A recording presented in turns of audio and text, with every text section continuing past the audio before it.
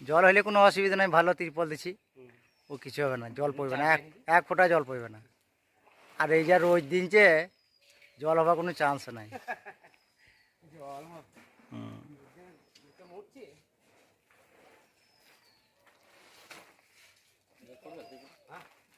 হ্যাঁ?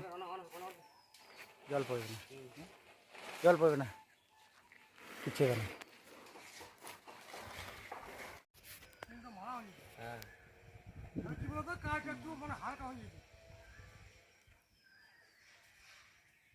হ্যাঁ ভিতরে ভিতরে ছিঁড়ে বেশ মারা হতো।